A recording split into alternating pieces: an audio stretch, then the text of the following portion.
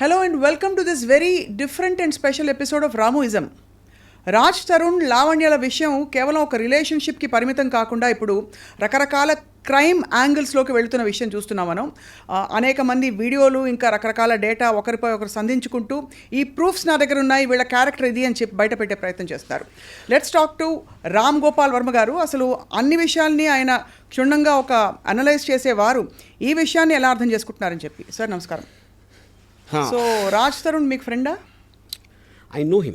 You know him, right? I'm a friend, yeah. So మీరు follow అవుతున్నారా రాజ్ తరుణ్ లావణ్యల విషయం? Yeah, కొంచెం. Right. Maybe I don't know all the details. అంటే అక్కడ more than Raj Tarun what ever మీడియాలో జరుగుతున్నాయి కాంటాక్ట్స్ కన్నా ఈ రిలేషన్షిప్స్ ఆస్పెక్ట్ అనేది ఐ ఫీల్ అంటే ఇది దీంట్లో ఉన్న స్పెసిఫిక్ ఇన్సిడెంట్స్ మనకు కూడా అన్ని డీటెయిల్స్ తెలియకపోవచ్చు, బికాజ్ మీడియాలో రకరకాల వర్షన్స్ ఉన్నాయి and it is under investigation and blah blah you know. But when you hear the audio recordings and all that, that is what which actually is very surprising. అంటే ఒక middle class educated people అసలు అలాంటి language వాడతారు అనేది I was quite taken అబ్యాక్. ఇద్దరు వైపు నుంచా ఒకళ్ళ వైపు నుంచా? నో, ఐ థింక్ మోస్ట్లీ అమ్మాయి వైపు నుంచి. అమ్మాయి వైపు నుంచి, లావణ్య గారి వైపు నుంచి, right. I mean fair enough చేసే ఇప్పుడు కోపంలో ఏదో అనేస్తారు అనే డిఫెన్స్ అనేది ఐ ఫైండ్ ఇట్ వెరీ అంటే almost you will understand a persons character from the way మీరు మాట్లాడే దాన్ని బట్టి మీ క్యారెక్టర్ అర్థమవుతుంది కదా ఎప్పుడైనా. So I think that is an index. Yeah, right. So అంటే మీరు ఒకసారి ఒక కథ చెప్పారు. ఇద్దరు మనుషులు చాలా ఇష్టపడి ఒక 6 నెలల తర్వాత they can't the very sight very existence అని చెప్పి, అంత వైరుధ్యం వీళ్ళిద్దరి విషయంలో రావడానికి మీరు గమనించిన విషయాలు అంటే I don't want to speculate on specifics, but I want to give an example in the context. ఇప్పుడు ఫస్ట్ వచ్చినప్పుడు అసలు నువ్వు లేకపోతే నేను లేను, నువ్వే నా ప్రాణం, నువ్వు లేని జీవితం లేదు అని అదొక అలాంటి కమిట్మెంట్ చేసిన తర్వాత ఆ ఇంటెన్సిటీని మెయింటైన్ చేయడం కష్టం అవుతుంది. అప్పుడు ఒక పర్టికులర్ టైంలో మీరు అది ఆ ఇంటెన్సిటీ పోయినప్పుడు the other person feels betrayed. అప్పుడు అలా అన్నావు, ఇప్పుడు ఇలా అనలేదు ఇలా you know. But I think that is still a normal thing. ఇక్కడ కొంచెం ఏంటంటే నాకు the fact that they claim they there for years, 11 సంవత్సరాలు, అదొకటి. దాని తర్వాత he has some complaints about her, she has some complaints, ఇవన్నీ చేసి అది ఆల్మోస్ట్ ఒక రెగ్యులర్ రిలేషన్షిప్ లాగా మనం మాట్లాడాం. మధ్యలో ఒక డ్రగ్ యాంగిల్ ఉంది, మధ్యలో ఇంకోటి ఏదో affairs with other multiple people, ఇన్ని మల్టిపుల్ నేరేటివ్స్ వచ్చినప్పుడు అది ఒక యావరేజ్ రిలేషన్షిప్ ఒక జనరలైజ్ చేయడానికి ఆస్కారం లేదు ఈ పర్టికులర్ కేసులో నా ఫీలింగ్. రైట్. బట్ నేను అంటే నాకు తెలిసినంత వరకు I'm feeling very sorry for Raj Tarun honestly.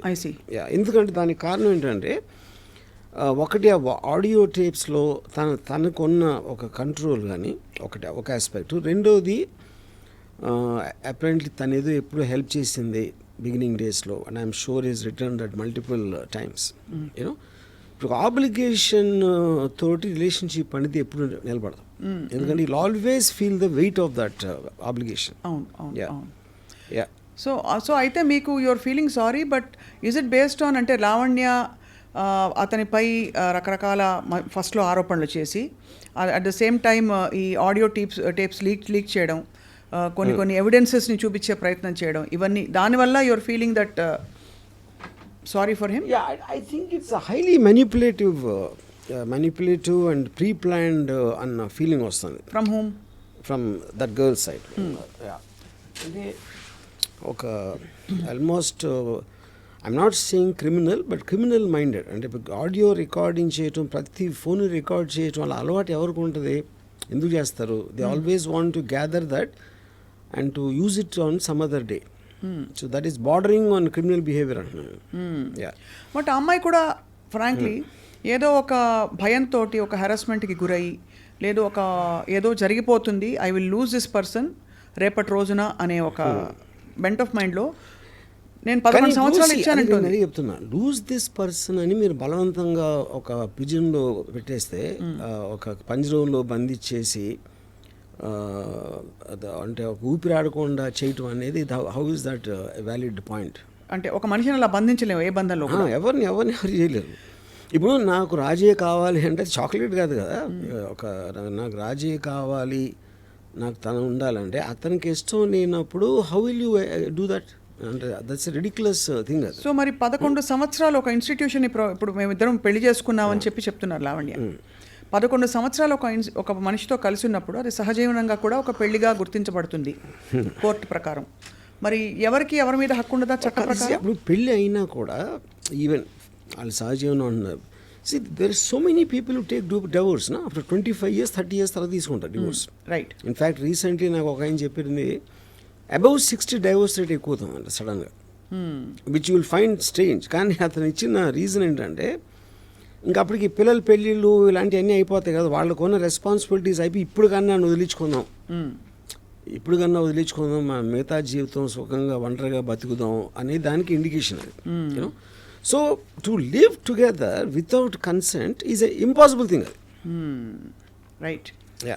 So ఈ ఫస్ట్ ఆడియో అసలు బయట పెట్టింది శేఖర్ భాష అనే మధ్యవర్తి. అతను పెట్టబట్టి నేను డిఫెన్స్లోకి వెళ్ళి నా దగ్గర ఉన్న ఇతరత్ర వీళ్ళవి ప్రూఫ్లు బయట పెట్టాను తప్ప, లేకపోతే అంటే మీరు అందరినీ ఇలా ప్రూఫ్లతో బెదిరిస్తున్నారనే ఒక సైకో అనే ఒక ముద్ర తెచ్చుకున్నారని లావణ్య నడితే చెప్పిన విషయం. సో ఫస్ట్ అతను బయటపడడం తప్పు చేస్తాడా? First of all, I don't think that's true, because I think Shekhar Basha came in a much more recent times ever since this happened. నాకు తెలిసి అతను 30 days తర్వాత ఇప్పుడు audios we are hearing right from the beginning. అదొక point. రెండోది, ఇప్పుడు ఎవరు record చేశారు, ఎక్కడి నుంచి వస్తుంది అనేది అది కంప్లీట్ అదొక మేజ్ అది. యూనో, అంటే వేరే వాళ్ళు మాట్లాడిన అన్ని రికార్డింగ్స్ ఏడు దగ్గర వచ్చినాయి, ఎవరు లీక్ చేస్తున్నారు అనేది నాకు తెలిసి సిబిఐ కూడా పట్టుకోలేదు. Right.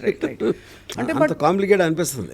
But the fact that ఈవిడ దగ్గర అన్ని ఎవిడెన్సెస్, అంతమంది కాన్వర్జేషన్స్ ఉన్నాయి అన్నది అదొక క్రిమినల్ ఇది అంటారు బేసికలీ, క్రిమినల్ మైండ్ ఉండడం క్రిమినల్ థింకింగ్. రైట్. సో మీ దృష్టిలో లావణ్య ఏం ఎక్స్పెక్ట్ చేస్తున్నారు ఇప్పుడు అని అనిపిస్తుంది? బికాజ్ రాజ్ తరుణ్ కావాలని తను బయటికి చెప్తున్నారు, బట్ యాక్చువల్గా ఏం ఎక్స్పెక్ట్ చేస్తారని మీకు అనిపిస్తుంది? See, eventually I think this will reach some kind of a financial settlement అనేది నా guess. You know, but at the same time తను అంత స్ట్రాంగ్గా ఉండి ఆల్రెడీ తను అంత సపోర్ట్ చేసి ఎంతో కొంత డబ్బు ఇచ్చి అని చేశాడు కాబట్టి, whether it be in the frame of the mind, అంటే ఇప్పుడు ఫైనాన్షియల్ సెటిల్మెంట్ అనేది మీరు ఒక బయట చేస్తున్నారా, కోర్టులో అవుతుందా, depending on the various factors, అది అవన్నీ it will eventually lead to that. కానీ వాళ్ళిద్దరూ కలిసి ఉండటం అనేది జరగదు. రైట్. That cannot happen. అది కలిసి ఉండడం ఇంపాసిబుల్. నిన్న లావణ్య ఐ డ్రీమ్తో మాట్లాడిన ఇంటర్వ్యూలో చెప్పింది ఏంటంటే తనని అరెస్ట్ చేయడం కూడా ఇట్స్ ప్లాంటెడ్. అంటే పోలీసులు ఉన్న పళంగా ఒకరోజు తను ఎక్కడి నుంచో దిగితే తనని వెళ్ళి అరెస్ట్ చేసి తీసుకెళ్ళిపోయారు. ఆ రోజు కుక్కపిల్లతో తను వాక్ వెళ్ళింది. అండ్ ఆ టైంలో అరెస్ట్ చేసిన వాళ్ళు మఫ్టీలో రావడం అనే ఫోటోగ్రాఫ్స్ కూడా చెప్పారు. మీకు ఏమనిపిస్తోందంటే ఒక డ్రగ్ కేసు అన్నది ఆబ్వియస్లీ మీరు క్రైమ్ స్టోరీస్ చాలా రాశారు, తీస్తారు కాబట్టి అడుగుతున్నాను మిమ్మల్ని. ద పాయింట్, ఇప్పుడు అది తన allegation about the police, but common sense tells me, ఇప్పుడు మీకు ఒక వ్యవస్థ అనేది మీరు అరెస్ట్ చేసి దాన్ని చూపించి మేజిస్ట్రేట్ అక్కడ ప్రూవ్ చేసి వాళ్ళు రిమాండ్ ఇవ్వటం, ఇన్ని ప్రాసెసెస్ అందరూ కలిసి ఏదో ఒక కుట్ర పన్నేసి ఎవరో కుట్ర చేయించారు అంటే that sounds very unbelievable. Point 1.